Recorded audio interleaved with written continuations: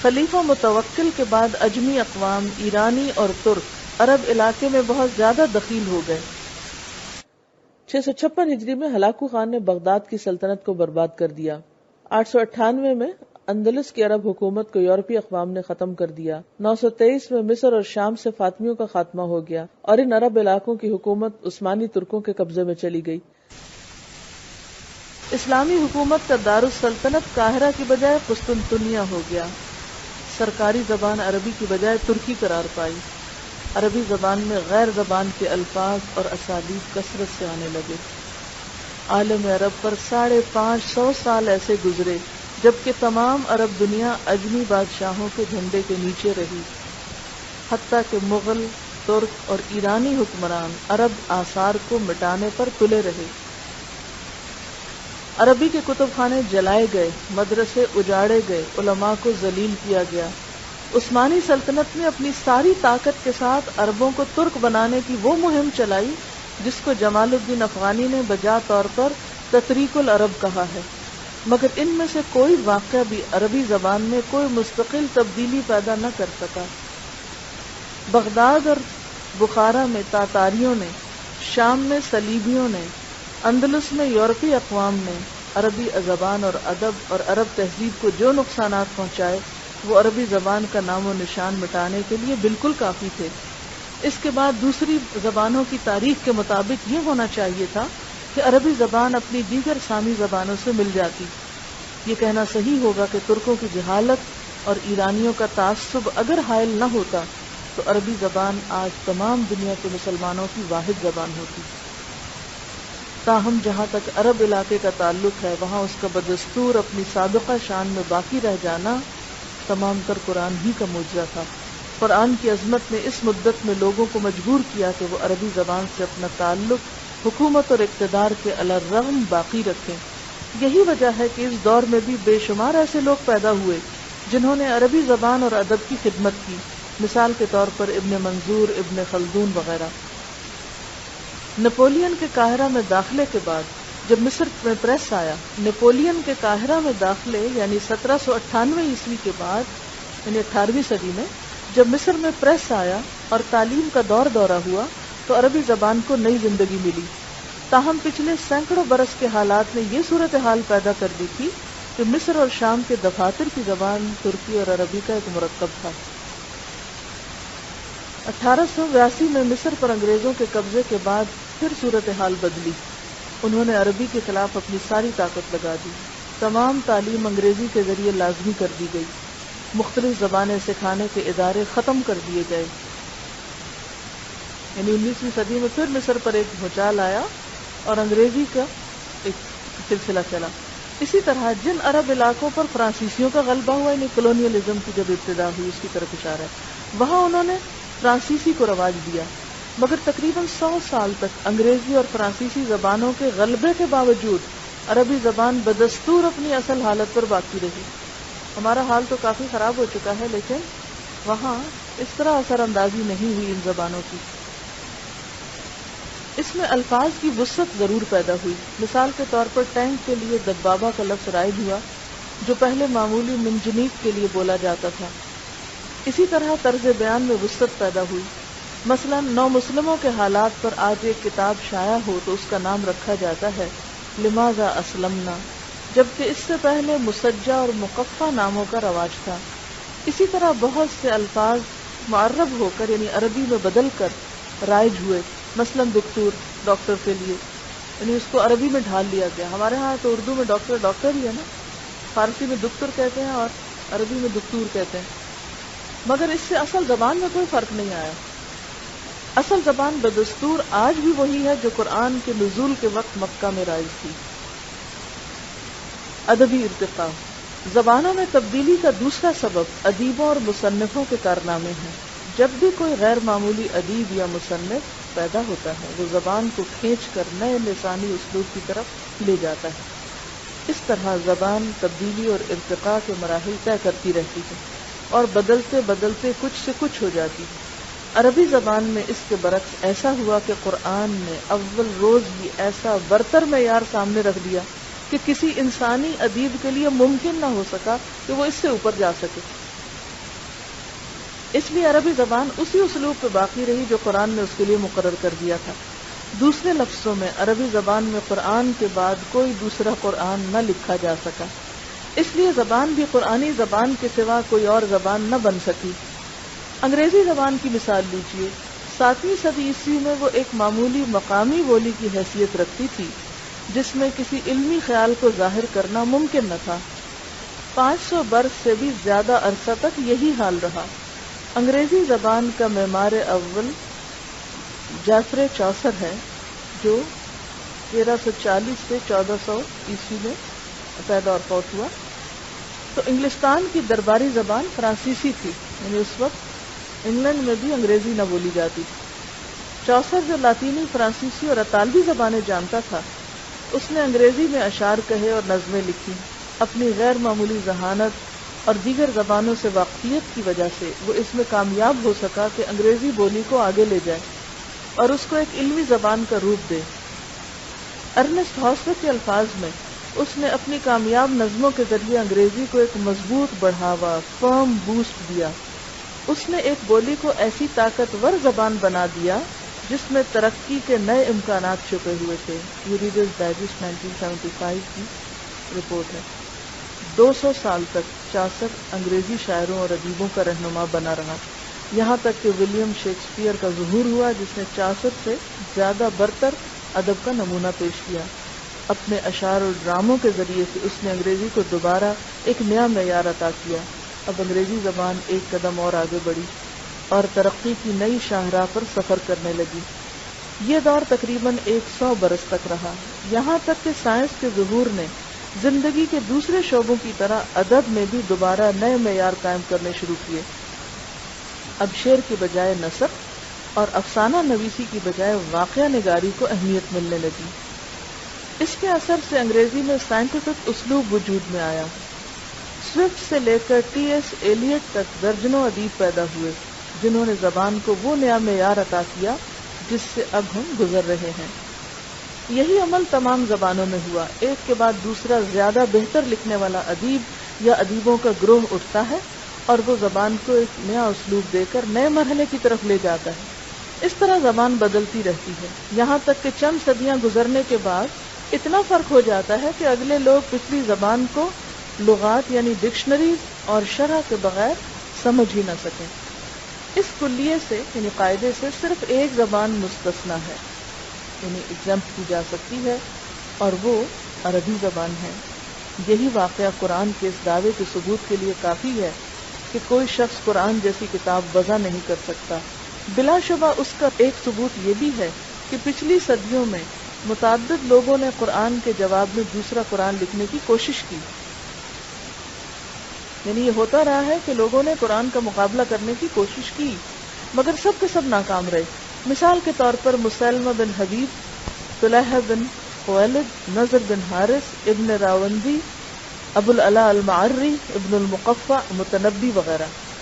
اس سلسلے میں ان کی جو عبارتیں نقل کی گئی ہیں وہ اتنی سطحی ہیں، اتنی شیلو ہیں کہ قرآن کے مقابلے میں ان کو رکھنا بھی مضحکہ خیز معلوم ہوتا ہے۔ مثلا مسلمہ کے قرآن کا ایک حصہ یہ تھا: یا دفدہ نقی ما تنقین فلل ما تقدرین ولا الشارب تمنعین، اے مینڈکی جتنا ترا سکے ترا لے، تو نہ پانی کو گدلا کرے گی نہ پینے والوں کو روکے گی۔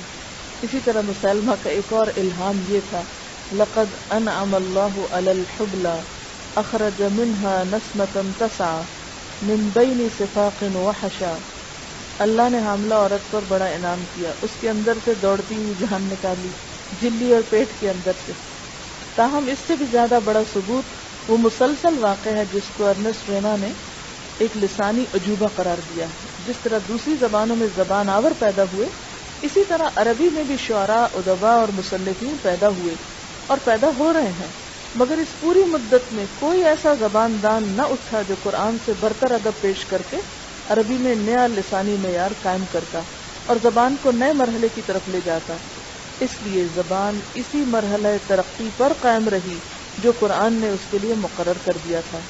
اگر دوسری زبانوں کی طرح عربی زبان میں بھی ایسے لوگ پیدا ہوتے جو قرآن کے مقابلے میں زیادہ اعلیٰ ادب کا نمونہ پیش کرتے تو ناممکن تھا کہ زبان ایک مقام پر رکی رہے۔ قرآن کی مثال عربی زبان میں ایسی ہی ہے جیسے کسی زبان میں آخری اعلیٰ ترین ادیب اول روز ہی پیدا ہو جائے، یا ہم جو نہیں ہیں، یعنی آخری اعلیٰ ترین ادیب اول روز پیدا ہو جائے، یعنی جو مرحلے زبانوں میں اختتام پہ یعنی بالکل اس کی ہائٹ پہ جا کے آتے ہیں، قرآن کی وجہ سے عربی زبان میں بالکل ابتدا میں پیدا ہوگی صورتحال۔ ظاہر ہے کہ اس کے بعد کوئی ایسا ادیب نہیں ابھرے گا جو زبان میں کوئی تبدیلی پیدا کر سکے۔ قرآن کے نزول کے زمانے میں جو زبان عرب میں رائج تھی اس کو ترقی دے کر قرآن نے اعلیٰ ترین ادب کی شکل میں ڈھال دیا۔ اس کے بعد اس میں تبدیلی کا کوئی سوال نہ تھا۔ قرآن نے عربی کے روایتی اسالیب پر اضافہ کر کے اس میں توسیع کا دروازہ کھول دیا۔ مثال کے طور پر سورہ اخلاص میں لفظ احد کا استعمال عربی زبان میں اس سے پہلے یہ لفظ مضاف مضاف الیہ کے طور پر استعمال ہوتا آیا تھا، جیسے یوم الاحد ہفتے کا دن، جیسے اتوار کا دن ہوتا ہے، یا اس کو ہفتہ نہیں کاٹتے ہیں اتوار، یا نفی عام کے لیے جیسے ما جاءنی احد، میرے پاس کوئی نہیں آیا وغیرہ۔ مگر قرآن نے یہاں لفظ احد کو ہستی باری تعالیٰ کے لیے وصف کے طور پر استعمال کیا، جو عربی زبان میں غیر معمولی تھا۔ عربی نے دوسری زبانوں کے الفاظ شامل کیے، مثلا استبرق فارسی، قصورہ حبشی، صراط یونانی، یم سریانی، غساق ترکی، قسطاس رومی، ملکوت آرامی، کافور ہندی وغیرہ۔ مکہ کے مشرکین نے جب کہا تھا وَمَا الرَّحْمَٰنُ، تو اس کا لسانی پس منظر یہ تھا کہ رحمان کا لفظ عربی نہیں، یہ سبائی اور ہمیری زبان سے آیا ہے۔ یمن اور حبشہ کے نصرانی اللہ کو رحمنن کہتے تھے۔ قرآن نے اس لفظ کی تعریف کر کے اس کو اللہ کے لیے استعمال کیا تو مکہ والوں کو اجنبی محسوس ہوا۔ انہوں نے کہا رحمان کیا ہے؟ قرآن میں غیر عربی الاصل الفاظ 100 سے زیادہ شمار کیے گئے، یعنی عربی زبان میں 100 سے کچھ زیادہ لفظ ہیں جو عربی نہیں ہیں، جو فارسی، رومی، نبطی، حبشی، عربی، سریانی، قبطی زبانوں سے لیے گئے ہیں۔ اردو میں دوسری زبانوں کے کتنے ہیں؟ قرآن اگرچہ قریش کی زبان میں اترا مگر دوسرے قبائل عرب کی زبان بھی اس میں شامل کی گئی۔ مثلا قرآن میں فاطر کا لفظ آیا ہے۔ عبداللہ بن عباس جو ایک قریشی مسلمان تھے کہتے تھے ما كنت ادری معنى فاطر السماوات والارض حتى سمعت اعرابيا يقول لبئر ابتدأ حفرها انا فطرتها۔ میں فاطر السماوات والارض کا معنی نہیں سمجھتا تھا۔ عبداللہ بن عباس کہتے ہیں آپ صلی اللہ علیہ وسلم کی جو کزن ہے، چچا کے بیٹے۔ یہاں تک کہ ایک اعرابی جس نے کنواں کھودنا شروع کیا تھا اس نے کہا انا فطرتها، تب میں اس کو سمجھا۔ ابو ہریرہ کہتے ہیں ما سمعت السکین الا فی قوله تعالی، میں نے سکین یعنی چھری کا لفظ پہلی بار قرآن کی آیت سے جانا۔ ما کننا نقول الا المدیہ، ہم تو اس سے پہلے اس کو مدیہ کہا کرتے تھے۔ بہت سے الفاظ ایسے تھے جن کے مختلف لہجے عرب قبائل میں رائج تھے۔ قرآن نے ان میں سے فصیح تر لفظ کا انتخاب کر کے اس کو اپنے ادب میں استعمال کیا۔ مثلا قریش کے یہاں جس مفہوم کے لیے آتا کا لفظ تھا اس کے لیے ہمیرین کے یہاں یعنی ہمیریوں کے لیے امتا کا لفظ بولا جاتا تھا۔ قرآن نے امتا کو چھوڑ کر آتا کا انتخاب کیا۔ اسی طرح شناتر کی جگہ اصابع، قطع کی جگہ ذئب وغیرہ۔ قرآن اصلاً قریش کی زبان میں اترا مگر بعض مقامات پر قریش کی زبان کو چھوڑ کر کسی دوسرے قبیلے کا اسلوب اختیار کیا گیا۔ مثال کے طور پر لا یلدکم من اعمالکم بنی عبس کی زبان ہے۔ اس طرح قرآن نے الفاظ اور اسالیب کو نئی وسعتیں اور نیا حسن دے کر ایک اعلیٰ عربی ادب کا نمونہ قائم کر دیا۔ یہ نمونہ اتنا بلند تھا کہ اس کے بعد کوئی ادیب اس سے بڑھ کر معیار پیش نہ کر سکا۔ اس لیے عربی زبان ہمیشہ کے لیے قرآن کی زبان ہو کر رہ گئی۔ عربوں میں جو امثال اور تعبیرات قدیم زمانے سے رائج تھیں ان کو قرآن نے زیادہ بہتر پیرائے میں ادا کیا۔ مثلا زندگی کی بے ثباتی کو قدیم عربی شاعر نے ان لفظوں میں نظم کیا تھا کل ابن انثى وان طالت سلامته يوما على آلة حدباء محمول، ہر آدمی خواہ وہ کتنے ہی عرصے تک صحیح و سلامت رہے ایک دن بہرحال وہ تابوت کے اوپر اٹھایا جائے گا۔ قرآن نے اس تصور کو ان لفظوں میں ادا کیا کل نفس ذائقۃ الموت۔ قدیم عرب میں قتل و غارت گری سب سے بڑا مسئلہ تھا۔ اس صورتحال نے چند فکرے پیدا کیے تھے جو اس زمانے میں فصاحت کا کمال سمجھے جاتے تھے۔ ان کا کہنا تھا قتل کا علاج قتل ہے۔ اس تصور کو انہوں نے حسب ذیل مختلف الفاظ میں موضوع کیا: قتل البعض احیاء للجمع، اکثر القتل لیقل القتل، القتل انفع للقتل۔ یعنی قتل کے علاج کے لیے جو جملے انہوں نے وضع کیے اور جو بڑے ہی معیاری ادبی جملے شمار ہوتے تھے وہ یہ تھے، جس کا معنی ہے بعض لوگوں کا قتل سب کی زندگی ہے، قتل کی زیادتی کرو تاکہ قتل کم ہو جائے، قتل کو سب سے زیادہ روکنے والی چیز قتل ہے۔ قرآن نے اس تصور کو ان لفظوں میں ادا کیا: وَلَكُمْ فِي الْقِصَاصِ حَيَاةٌ يَا أُولِي الْأَلْبَابِ۔ قرآن سے پہلے عربی زبان میں اور دنیا کی تمام زبانوں میں شعر کو بلند مقام حاصل تھا۔ لوگ شعر کے اسلوب میں اپنے خیالات کو ظاہر کرنا کمال سمجھتے تھے۔ قرآن نے اس عام روش کو چھوڑ کر نثر کا اسلوب اختیار کیا۔